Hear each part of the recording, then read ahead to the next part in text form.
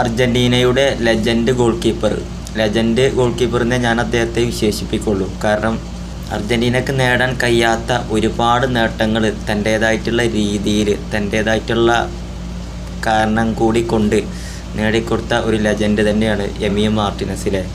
അപ്പോൾ വിഷയം എന്താ വെച്ചാൽ അദ്ദേഹത്തെ ഇപ്പോൾ റീസെൻ്റ്ലി ഫിഫ 2 അർജൻറ്റീനയുടെ നാഷണൽ ടീമിൻ്റെ കളികളിൽ നിന്ന് ബാൻ ചെയ്തിരിക്കുകയാണ്.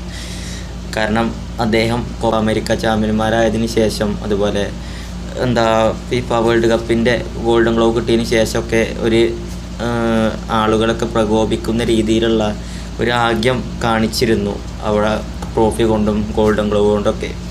അപ്പോൾ അതുമായി ബന്ധപ്പെട്ടാണ് ഇപ്പോൾ അദ്ദേഹത്തിന് 2 മത്സരങ്ങൾ ബാൻ ചെയ്തിട്ടുള്ളത്. അപ്പോൾ അതുമായി ബന്ധപ്പെട്ടുള്ള കാര്യങ്ങളിൽ അദ്ദേഹത്തിൻ്റേതായിട്ടുള്ള കാഴ്ചപ്പാട് വന്നുകൊണ്ട് അദ്ദേഹം പറഞ്ഞിരിക്കുകയാണ്. ഫിഫയുടെ ഈ ഒരു തീരുമാനത്തെ ഞാൻ അംഗീകരിക്കുന്നു, അതുപോലെ എൻ്റെ ഈ ഒരു പ്രവൃത്തി ആർക്കെങ്കിലും ബുദ്ധിമുട്ടായെങ്കിൽ ഞാൻ ക്ഷമ ചോദിക്കുന്നു എന്നൊക്കെ പറഞ്ഞിട്ടാണ് അദ്ദേഹം വന്നിട്ടുള്ളത്. അർജൻറ്റീനക്ക് വേണ്ടിയിട്ടും ആഴ്സണൽ വില്ലക്കൊക്കെ വേണ്ടിയിട്ടും ഒക്കെ ട്രോഫികൾ നേടാനാണ് ഞാൻ ആഗ്രഹിക്കുന്നത് എന്നൊക്കെയാണ് അദ്ദേഹം വന്ന് പറഞ്ഞിട്ടുള്ളത്.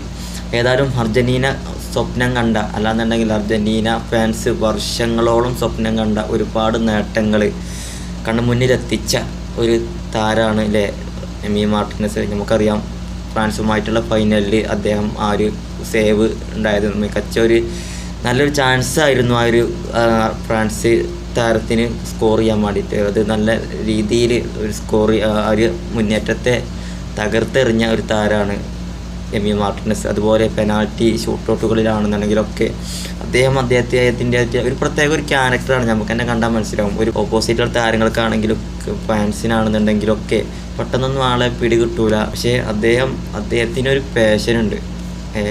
അതേമാതിരി ഗ്രൗണ്ടിൽ ഇറങ്ങിയ ഓരോ പ്രവൃത്തികളുണ്ട്. അത് ഈ ചെയ്യേണ്ട രീതിയിൽ അദ്ദേഹം ചെയ്തിരിക്കും. അതുകൊണ്ടാണ് 3-4 trophy, world cup, 2 Copa America Finalissima പോലുള്ള 3-4 ട്രോഫി അർജൻറ്റീനക്ക് കളിച്ച എല്ലാ ടൂർണമെൻറ്റുകളിലും, അർജൻറ്റീന പോയി കളിച്ച എല്ലാ ടൂർണമെൻറ്റുകളിലും ചാമ്പ്യന്മാരായിട്ട് പോലെ അവിടെ നിലകൊള്ളുന്നുണ്ട് അല്ലേ. അപ്പോൾ ഏതായാലും ഇപ്പോൾ അദ്ദേഹം വന്ന് പറഞ്ഞ് ക്ഷമാപണം നടത്തുകയാണ്. ഫിഫൻ്റെ ഈ ഒരു തീരുമാനത്തെ സ്വീകരിക്കുന്നു എന്നുള്ള കാര്യങ്ങളൊക്കെയാണ് ഇപ്പോൾ അദ്ദേഹം പറഞ്ഞിട്ടുള്ളത്.